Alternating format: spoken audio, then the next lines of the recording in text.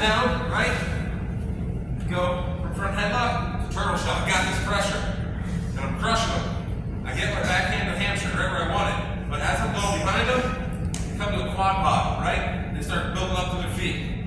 And I can't get an easy go behind, right? If I just keep trying to go behind, they get their head up, and it gets all weird. Because I still have that hand on his head. So, when they start building, if I have a bite on his hamstring, when they start getting their head up, let them get their head up. Let go. Now you see where I'm loaded? Boom! Right to a double leg. Your hips are engaged. You got a great bite in that leg. You use your momentum as they're popping up. Flex the head down, boom, turtle shells engaged. I get my bite on my hamstring, I feel these coming up. I try circling, I let go of that leg, or the head. Look where my chest is, look at my shot position. My hips are in, my head's up. I got a tight bite on that leg, I didn't have to hit a knee. I go backhand deep, run straight through, pull that leg out, double.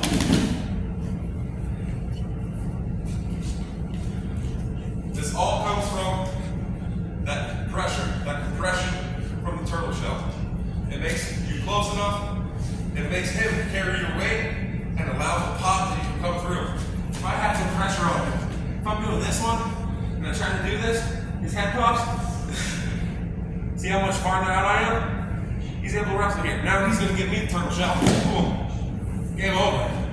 That didn't work. Here. Shoulder shifts, turtle shell, boom. I get that hamstring. He's coming up. Okay. Hips are engaged.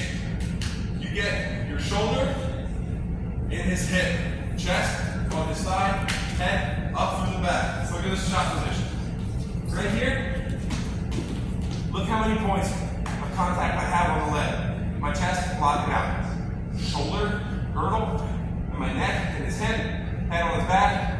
Hands are locked right below his knee, for example, the bend. Here, he can't do anything. Climb that leg, big pop. Put him down hard. Yeah. But it is that simple. Boom. Big step, big reach. He's coming up, right? Let go of that. Run through. Bring it down. Went a little too flashy right there because my arm can't stop. When you're here, slip it down. You don't want to do big. Big is bad. Small is good. You make him feel your weight crushing him down, right? He wants to come up. He doesn't like that. Get double head. Any questions? They start coming up. Turtle shell. Big step. Hamstring. They're coming up. You feel their head coming up. They get to their base. You let go of that head, attack the hips, run through. 1, 2, 3. I'll do a quick rundown. So, the style of wrestling we do with the school is called folk style, or cleaning. Everyone's fairly familiar with that rule set. So, the style of wrestling in the Olympics, there's two styles. There's Greco-Roman, which I don't do, and then there's freestyle, which I do. And we'll be showing you a move called head pitch today that's used in freestyle. So essentially, folk style, freestyle are pretty similar, it's just different rule sets. Freestyle, you're on your feet the entire time, you step out of bounds at the point, you're going to take down at the point, but the real kicker is anytime you expose your opponent's back to the mat, it's an automatic 2 points. You can lock your hands, right? So I'm not going to teach you any curves today, like the gut wrench or leg lace, but I will show you a head pinch, which is essentially a really tight front headlock that you go from your feet to the mat, and you pinch their head, their arm, expose their back, do that 5 times, you win the match. So, it's a weapon if you can do it well. And there's some people in the world that they get a head pinch and it's a game over. So I'll show you my variation of it. You need a bigger guy? I'd say Dante. Yeah. Dante would love to feel that head pinch. So, I'm going to hit the mat and I'll show you the lock from our feet. So, we're in front headlock, right? The idea of the head pinch is to keep our turtle shell completely covering his neck, make it really tight on his face, and take him for a ride. So the way I lock my hands around his head and arm, I'm in front headlock. I get this arm long, right? Pull this.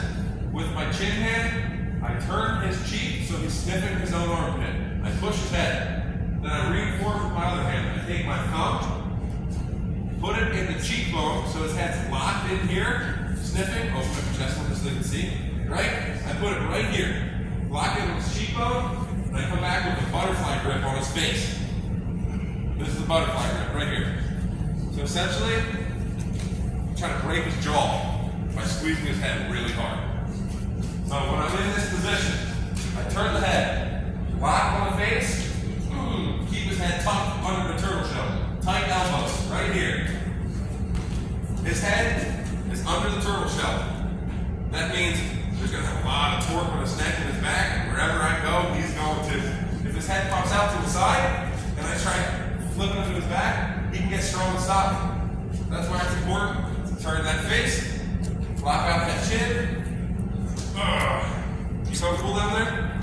Not at all. So this is death grip. Elbows tight, and think about making this hole as small as possible.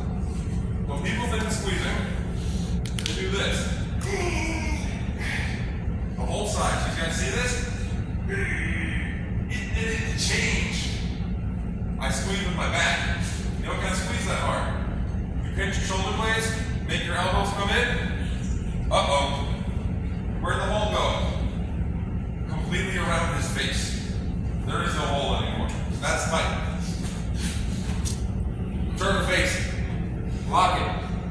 Pull with my back. This is uncomfortable. I can't squeeze that hard or else there'll be blood. Now what we're going to do if we're on our feet is we're going to sit underneath. So I load his head up on my hips, sit to my butt, look over my right shoulder, and then pop my hips. And here we go. I just got 4 points. I'm here, front headlock, chin hand, turns face. Reinforce on the cheekbone, butterfly lock, tight elbows. Keep his head in the center of your body. We're locked on, right? Dog on bone. Step underneath to load our hips. Sit, pop, let go, come up to your feet. Same thing to go for on the mat. The lock, everything is the same. I lock here, turn his face, get out of the turtle shell. The only difference is now I'm running my feet into him to load that pressure, and then I take my foot underneath, pop, my right shoulder, go back on top, do it 4 times. But that's the big difference. You need to create space and this torque right here. Rotate. If you don't drive in and create this bowing motion, if I just go from here, I don't have anything to pop and win. Turn face. Lock it out. Center of the belly. Drive it in. Underneath.